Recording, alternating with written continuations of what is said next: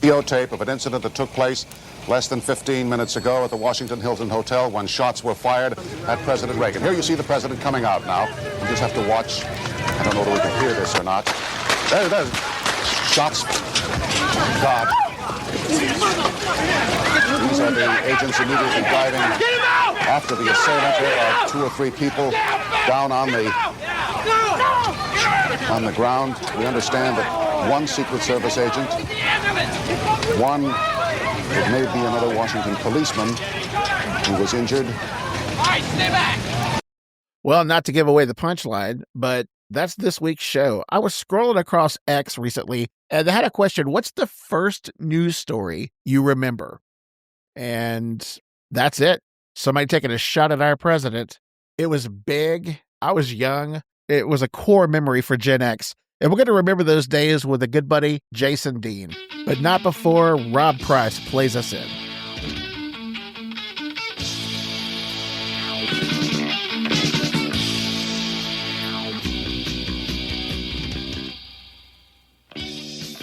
Jason, welcome in. Hey, what's going on, man? Not much. We have got a subject. You know, it's a humor, storytelling Gen X podcast. Yep. And so what's a funnier subject than trying to pluck out the president? The presidential assassination, it's right there underneath airplane food as far as jokes go. So yeah, next week is pancreatic cancer and the yuck. Lord. Look, the intro here talked about a really cornerstone moment with Gen X. And man, when I told you about the episode this week, you wrote back just as quick as could be that it was your first memory as well. We're going to talk about the attempted assassination of Ronald Reagan. Well, when you sent me that, I did not realize until I hit the Googles that this was the 45th anniversary week of that assassination attempt. That's what put it in mind. I got a text message from a buddy of mine in Tennessee, got him Jeff, and my brother. And I think Jeff sent me, on this day in history, President Ronald Reagan survives an assassination attempt by John Hinckley Jr., March 30th, 1981. I replied back, that's the first news story I remember. And then one of them said, oh, I forgot you're a kid. And they're older, and they started talking about flappers and speakeasies, and they remembered Calvin Coolidge. And so... and how much sarsaparilla was a nickel when I was... Yeah. What is that? We could go to the movies and put a down payment on a car for 85 cents. So I let them go. Our parents used to talk about, everybody knew exactly where they were when JFK was shot. Yes. And that is kind of our thing because we're a year apart in age, and everybody our age, for me anyway, we know right where we were. Right. Whenever we learned of that. That's true. Now, the Space Shuttle Challenger explosion, Chad Goucher and I did that episode a few months back now. And that's probably the turning point news story of our generation. But this is early for the mid-Gen X group here. This is an early one. Where were you? I was in the second grade at Winding Creek Elementary. My teacher's name was Mrs. Wassam. I remember that vividly. And I didn't remember what part of the day it was. Now, going back and looking up, but I vividly remember Mr. Mobbs, our principal, coming over the intercom and letting us know what had happened and then saying a prayer for President Reagan. Oh, man. I didn't understand the gravity of what he was even doing, the principal was doing at that time. But now looking back, I'm like, cool. It is very cool. I was in the classroom of the greatest educator to ever receive a polished apple from someone, Miss Fuller, third grade on the south side of town at Apple Creek. And she handled that so perfectly. We had class elections, so there was a president and a vice president. I think I was vice president, but I don't remember. Anyway, we went through the whole election. We had campaigns. And so we were already aware of the executive level stuff. And so I remember she heard it over the speakers. She went outside in the hallway for, less than a minute. I don't know if she was talking to other teachers, but she came back in and very calmly stood by the chalkboard to explain what was going on, explain secession, what would happen, that the president was okay. He was in the hospital and we need to pray for him. and we have systems in place. She did a great job of just explaining to third graders that were wide-eyed. There are systems in place. The adults are in control, and they were. Right. That's what I remember too. I remember, I can't remember again if it was my teacher that at that moment, but I remember an adult being upset, which kind of, again, I was only 7 in the second grade, so I don't know if I understood the gravity of what the president being shot meant fully at that time, but I remember going, okay, adults are upset about this. We're praying about this, and being raised in the church, I always knew that if we're mixing school and prayer at this moment, this must be a pretty heavy thing that's going on. Something's on fire, or exactly right. Exactly right. So later on in the day, actually soon after, you did a lot of research on this that I frankly didn't do because that's hard and I'm lazy, and we'll lean on you for that here in a minute. Well, the only reason I did it is because I filed that away. I remember that it happened, and whenever they come back on with anniversary stuff on the news, I'll sit there and watch it and go, man, I remember being where I was exactly in that moment. But I didn't really know what happened. I never revisited it. I famously peaked at 17 years old. I've made no secret about that. But I had a couple of moments after that. I won College Jeopardy my freshman year of college. It wasn't the actual TV show. They had a group that went to different campuses and did it. It was like a promotion. And it was probably a bigger deal because the people at your school thought it was cool, which is they would have never thought real Jeopardy was cool. That's a good point. So you got a little famous there. It was at NEO in Miami, Oklahoma, small little ag school. So big deal. Yep. But the final Jeopardy question was, who famously proclaimed, "I'm in charge now," at the press conference when they were announcing to the press what happened? And it was Alexander Haig, who maybe he was charge of all of Europe in his military career. Huge decorated soldier, worked in the Nixon White House, knew the inner workings of DC and frankly the White House. And so maybe he she be, but he later kind of tamped that down by saying, well, George Bush was out of pocket at the moment, and so George Bush wasn't available, and so he would take the questions at the White House. But Haig carried a pretty big stick. So, well, he had been around for a while, so I'm sure he had seen plenty of things. So he probably was pretty fit to do that. So yeah, I mean, I didn't have any problem with it. So there are a lot of factors in this. Things that have gone back, mistakes that were made when it happened outside the Washington, D.C. Hilton. And now there's a parking garage there where they bring dignitaries in and they can get out of the car and then go in through a corridor into the hotel if they have to speak. And so back then, man, it was probably the society was different. And so, they had all the security inside the building. But, the guy's walking down the street to get there. Well, there were velvet ropes, right? And you got to respect the velvet ropes. There's nothing more powerful in the United States anyway. I think they've probably got some stuff that we don't know about in China, but a velvet rope. You can imagine the surprise when people pointed out to this guy, hey, there's a velvet rope. You can't go past that. Yeah, what are you doing? Certainly shoot into it. That's right. Which, I've watched the video. I can't tell. Does he even cross it? I mean, he's not a madman, right? I mean, he's not just throwing out everything. So let's talk about this madman. Yeah, John Hinckley Jr. Which I talked to his dad. He wants to be sure we tell everybody that it was Junior because he's tired of getting hit with this stuff. So make sure we say Junior. That it's Junior. Yeah. Yes. So your rotten kid, John, decided that he was going to impress a pretty obvious lesbian by shooting the president. She's not going to like you back. So no amount of shooting is going to fix this. Well, and she's an Ivy League educated person at this time. And, the guy watched Taxi Driver. That's where he became infatuated with her. And his life starts mirroring De Niro's character. When she was 13. Yeah. Yeah. Now I'm beginning to think this would-be presidential assassin isn't all there. I think something's askew at best with this guy. I don't know. I'm starting to think anybody that watched Taxi Driver and gleaned from that, I'm going to shoot the president to impress Jodie Foster. I don't know how you draw. I went and did one of those little spider web things on a dry erase board, and I couldn't get there from here.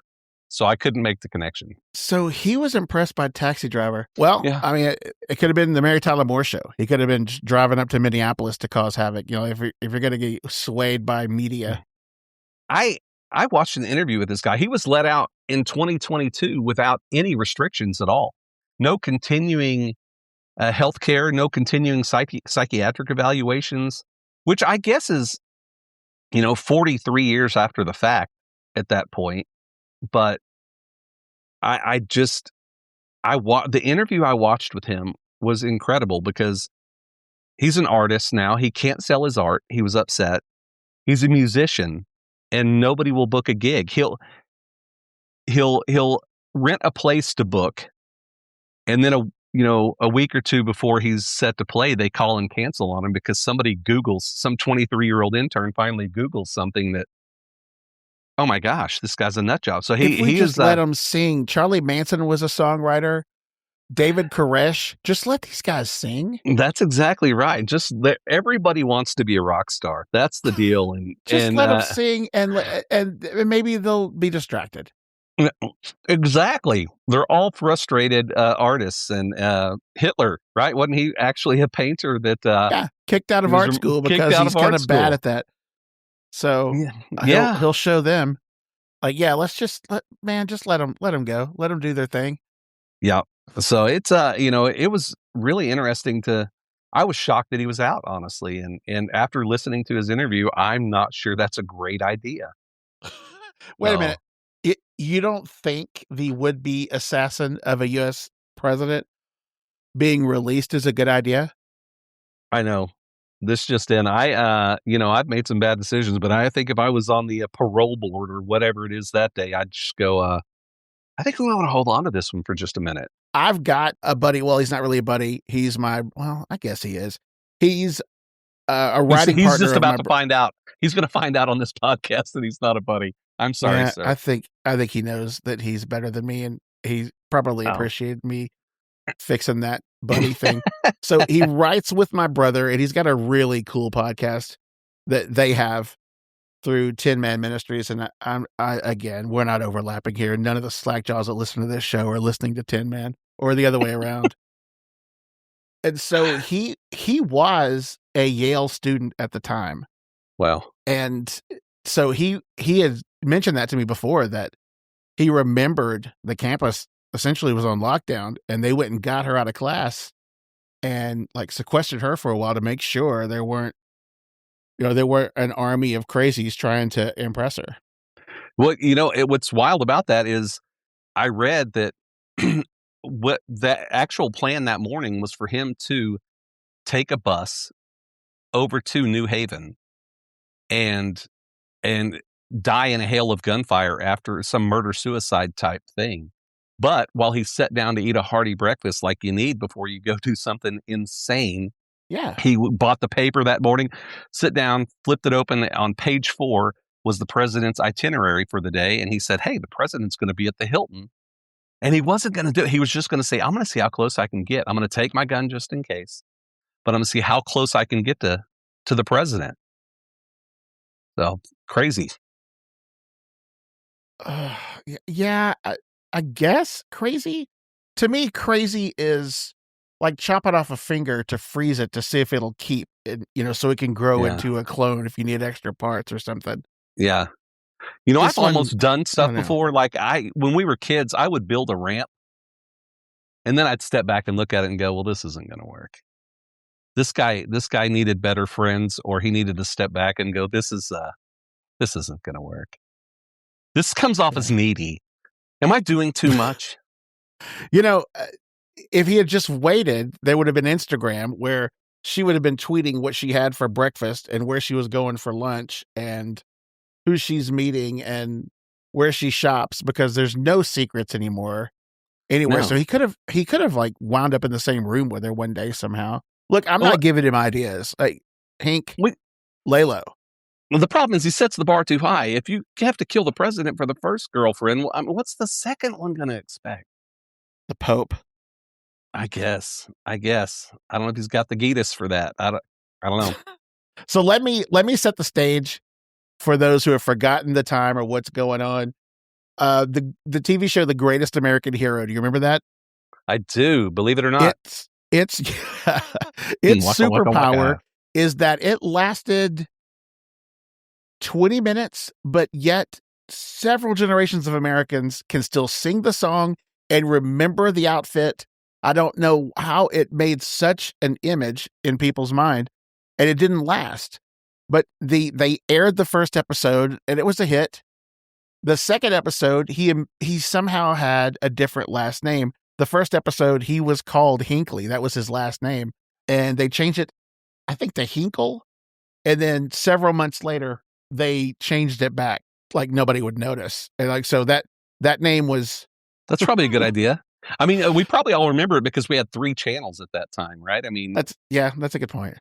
So, it was must see. So the baseball coach at Moore High School, David Hinckley, he didn't care one bit. No, he didn't. He led with it. He added the junior to the end of his name just so for some people like, I've heard this name before. David Hinckley Jr. So anyway, That's not true, but hey, sorry. He was Super Dave. I had him for world history. I love that dude. I was a baseball player and I loved him too. He was a great dude. I did not play I played football. I couldn't leg out many singles. Well, I was a pitcher. I wasn't an athlete by any stretch. I looked like I was running on baby giraffe legs all the time. So not real smooth. Well, did Hink get you straightened out? As best he could. If you can yell it out of somebody, yell the unathleticism out of somebody, he gave it his best shot. So well, he didn't scream the stupid out of us in his history class. So let's talk a little bit of legacy, and then we'll cover the story once again. A lot happened on that day. First of all, James Brady was injured, which he would eventually succumb to the injuries years later, and his wife harped on Congress until they tightened up some gun rules. Again, I don't have mixed feelings there. It's in the Bill of Rights, but what's really weird about that is most people don't realize there were a total of 4 people shot that day, but Brady ended up living till 2014. Yeah, and that's where the eventually succumbed came in. Yeah, is that what that means? Yeah, pay attention. Anyway, it was still charged as murder, even though he passed away, 33 years after the assassination, which is just, I mean, that was kind of a weird fact to me anyway, but there you go. Yeah, but because of that, his wife worked tirelessly to make it harder for people to buy guns, for hunters to go deer hunting, but you can get them on the street. So it's an imperfect tact, but it is. There was some common sense stuff I thought that was thrown in there, like certain mental illnesses shouldn't be able to buy guns, and a certain waiting period. Some things I think that are maybe common sense, but I don't have a lot of opinion on this. I'm not a big gun guy, but I think if somebody would have, so what are your plans for the day with this gun, before they handed it across the counter, and he would have said, don't tell anybody, but I'm going to kill the president to impress Jodie Foster. You look around a little bit, you leaned in. I'll tell you what I'm going to do. Keep this on the low. I'm going to impress Jodie Foster. That's what the crazy part is. Again, going back, he had gotten within an arm's length of Carter over a year earlier, just to see if he could do it. So this was not a Reagan specific thing by any stretch. It was just was he trying to impress Stephanie Powers? What was that story? I don't know. No, it was still Jodie Foster, but he was just gonna. It was Carter, Reagan. It didn't matter. He was going to go all the way to until he at least got close enough to get one of them. So pretty crazy. Let's take a look here. I'm gonna look at her Wikipedia page and. Who's Stephanie Powers? No. Was that Heart to Heart? Is that right? It was Heart to Heart. Yeah. That was she was 80s handsome. She was. Same with Aaron Gray from Buck Rogers. Oh yeah. That's the first time. I was probably 5 when Buck Rogers came out, and who's her? I was like, yikes. Anyway. Why does that jumpsuit she's wearing shaped differently than that other guy's. Yeah, exactly right. I don't know what the differences are, but I'm into it, even at that young age. Right. Pretty is I pretty. All right, so I'm looking at her her list of films here. After Taxi Driver, looks like she was fresh off of The Little Girl Who Lives Down the Lane. I don't know what that is, but that was enough to put our boy over the edge. Yep. Too much heat. Presumably. Boy, if somebody could have sat him down and said, dude, she does not enjoy the company of men.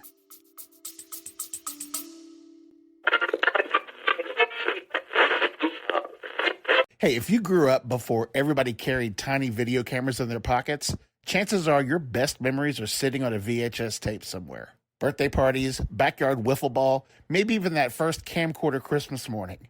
Well, here's the thing. Those tapes don't last forever. That's where the guys at the Digitize Center help out. They convert your old VHS tapes, camcorder tapes, reel-to-reels, photos, slides, cave drawings into high-quality digital files so you can actually watch them and share them again. Don't let your 1987 live-on tapes degrading in your attic. Head to thedigitizecenter.com and use promo code FREENIGHTS for 60% off your order. Go to their website, read thousands of 5-star reviews, and make that commitment to preserving those memories digitally. Remember promo code FREENIGHTS for 60% off your order and bring those family memories and milestones back to life before they're lost forever. But you know what? His response would have been, the absolutely insane heart wants what the absolutely insane heart wants. Right? That's what he would have replied with. And you know what? We got no response to that. We've got no response to that. So he's got a good point. Yeah. So you can't look at stories, like my brother and Jeff kept going on and on about the Lindbergh baby and how everybody was scared back then, when they were kids. And you can't look at things in a vacuum like that. It was a different country in the early 80s. This week, we sent astronauts to the moon. Well, not like Alice Crampton, but we actually went around the moon. Yeah. And I watched them as they were going to the rocket or the spaceship. And these millennials in their suits, in their spacesuits, are mugging for the cameras and doing little heart symbols with their hands and stopping for pictures.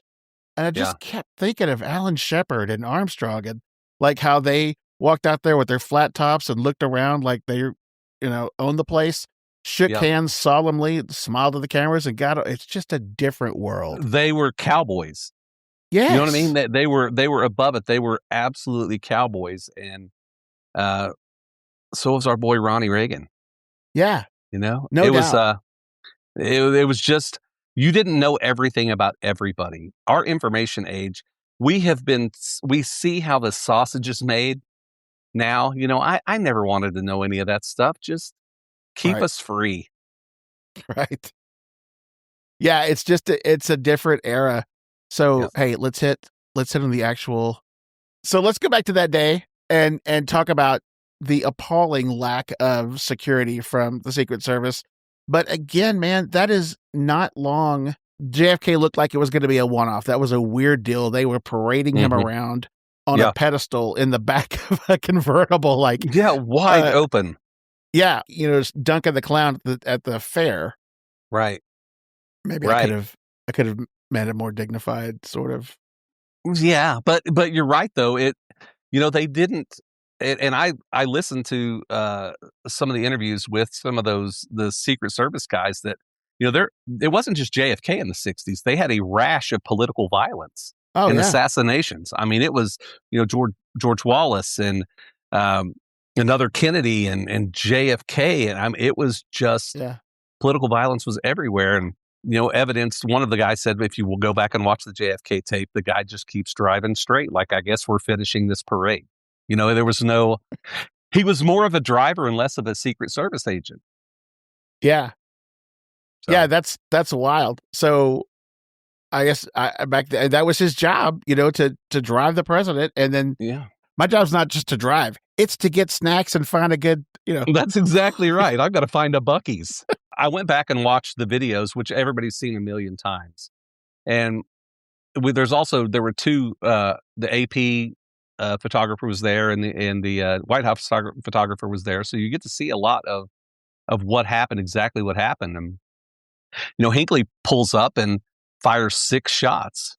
The president comes out, and they said if he would have waited just a second, the president was going to stand up on the running board of his 1972 Lincoln and wave to a crowd across the street. So he would have been wide open. I know, right? But Agent Parr, who is credited with saving Reagan's life, grabs him after the first, he hears the first shot. It's 0.4 of a second after the first shot before President Reagan is thrown in to the back seat of that 72 Lincoln Continental. And right. And during that time, of course, Agent McCarthy is another fellow that's shot. Brady is shot. And then a local police officer was shot also. Right. The driver, who was a retired military fellow and another Secret Service agent, just had a lot to worry about. He doesn't want to run over the 3 guys that are laying there.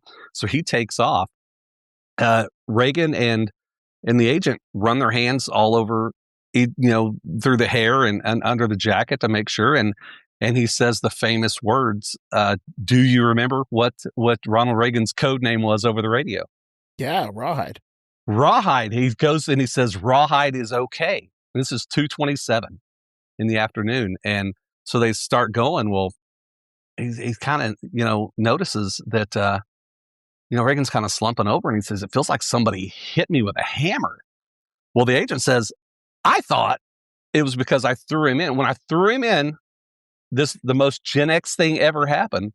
He lands on the hump, right? What is more Gen X than the hump? Every Gen Xer I know that was the youngest child, your big brothers and sisters sat on the outside, and you were humping it. I know about the hump. We all know about the hump.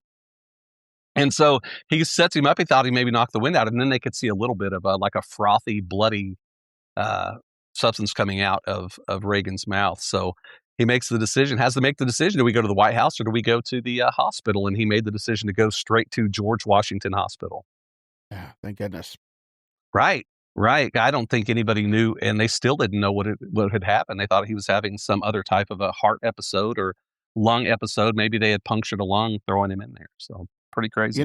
People back, like I was talking about the astronauts, it seems like the adults back then just did what needed to be done. I remember in Trump's first term when he got COVID, and it was 24/7. They were outside of, was it Walter Reed, wherever he was. That's right. And he had his own hotel suite. Yeah. And they're just talking.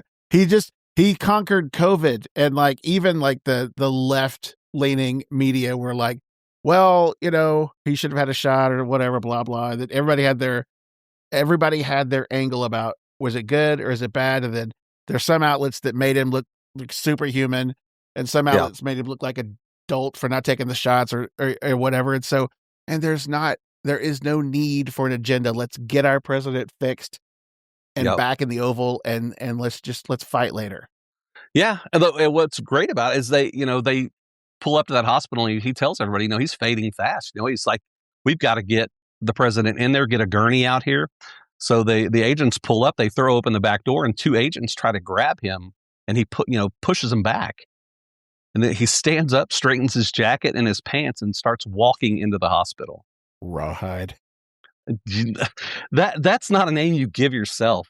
Other people give you a name like Rawhide, and it's not because you're soft. So yeah, he walks in, he makes it right inside the door, and he collapsed. So, of course, then they didn't realize he'd been shot at that time. They take all of his, cutting all of his clothes and stuff off, and luckily there was an anesthetist intern there that saw the hole right under his armpit, and then they knew what they were up against. Also, you remember the famous line to his wife? His wife had just gotten there. Do you remember what he said to her? Oh yeah, forgot to duck. I forgot to duck, which is just what a great, the guy's dying. from what everybody can tell. And some of the stuff I read said he could see their hands that were shaking that were working on him because they understood the gravity of working on the president. And so Wow. just he knew to cut another couple of famous lines he used whenever some of his staff were there, and he said, "Who's minding the store?" And Right. and then the ultimate one, once he's in the operating room, he lifts up. And you remember what he asked everybody in the operating room? I remember him asking the surgeon if he was a Republican. Yeah, Or they I said hope he you're asked, all Republicans. "I Yeah. hope you're all Republicans," is what he Yeah. said. And 3 or 4 people that I read up and watched the interviews with said, that really happened. That's not a preacher story or anything like that. This was a real thing that happened. What Yeah. a cool, just cool as a cucumber to realize that there's so much tension, and he can help with that. Look, man, dude was an actor. He used to call Cubs games on the radio back in the Yeah. 30s. Yeah. President of the Screen Actors Guild, governor of California for 2 terms, and then president. Dude was cool. Dude didn't lose his head. No, not. And just before that, as soon as he had come into the office, remember the Iran hostage situation had ended, because I don't know if it was I always wonder if it was like a Three Amigos situation where they had seen the movies of Ronald Reagan. In Iran, and went, "We got to let these people go. We can't have this guy come out over shooting everybody," right? You're telling me that Tehran was Santa Poco? That's exactly right. It's El Guapo. That the Ayatollah Khomeini was El Guapo. And yes, so I just always wondered. I'm like, did they see his movies and thought, "Oh my gosh, this guy"? Would you say there were a plethora of bombs? Oh, yes. That's not a terrible analogy. I don't think it's sterling, but maybe there was an element of Three Amigo. Yeah, you just wonder if those people were like, "Oh my gosh, I've seen this guy in the movies. I saw him in every World War II movie. He's just blowing stuff up like crazy. This guy's not afraid of anything." Well, So, didn't Doc Brown ask Marty when he asked who's the president? He said Ronald Reagan, and he loses his mind. Says, "Who's Secretary of Treasury? Jack Benny?" that's exactly right. That's great. Yeah. So, But there might be an element of that. yeah, but the guy was just the coolest. And if you go back and look, I went back and I ran across he was in the hospital for 13 days, and he got out, and about 15 days after he got out, he addressed the Congress, and it was televised, and the dude just he brought calm with him. Yeah, just he did that. he settled everybody down. And then he does it again. We talked about the space shuttle. If you go back and listen to his words after the space shuttle, but time and again, the guy comes back and comforts and calms. And, I looked at his approval rating just 2 weeks before this shooting. The assassination was 59%, which was kind of historically low for somebody in their first year of their first term. Yep. And after this, he kind of endeared himself to everybody. He had a massive battle with Tip O'Neill and the House specifically about tax reform, and he couldn't get any traction. And yeah, this really did smooth that path a little bit. Absolutely. Man, Chad Goucher said it best on the episode about the space shuttle. Is just that guy always knew what to say. He did. And what's really crazy about that also is, I'd read that he he had speech writers like they all do, and they'd hand it to him. He'd go over it and he'd handwrite it himself and fix it and make it better every time. Just an absolute wordsmith. So that makes sense. Well, man, that was one for the books. If you're going to have a first memory of a news story, that's a big one. It was. And, part of the reason, we talked about this a little bit yesterday, part of the reason it was so big, 24 hours, the cable news network was fresh at this time. And so we got 24-hour wall-to-wall coverage for the first, and this was really the first big one that they covered. I asked this question, what's the first news story you remember? And I think probably, so this happened in 1981, right? Right. Yeah, I had a guy say the introduction, McDonald's introduction of the chicken nugget or the chicken McNuggets in 1981. Yeah, that's a big deal. Was the first big story he remembers. And I thought to myself, the president was shot in 81, but Yeah, you know what? Man, how good are McNuggets? they are. I don't know what's in them, and I don't even care. You know what I mean?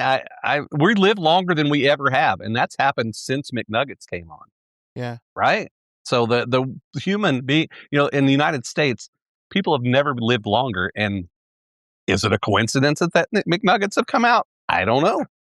Yeah, I don't either. I just know that the McNugget came out in 81, and this dude's core memory, his earliest news story was available at McDonald's, and I think, well, man, to each his own, and I'm not gonna throw stones at it. I had some nuggets a couple of weeks ago.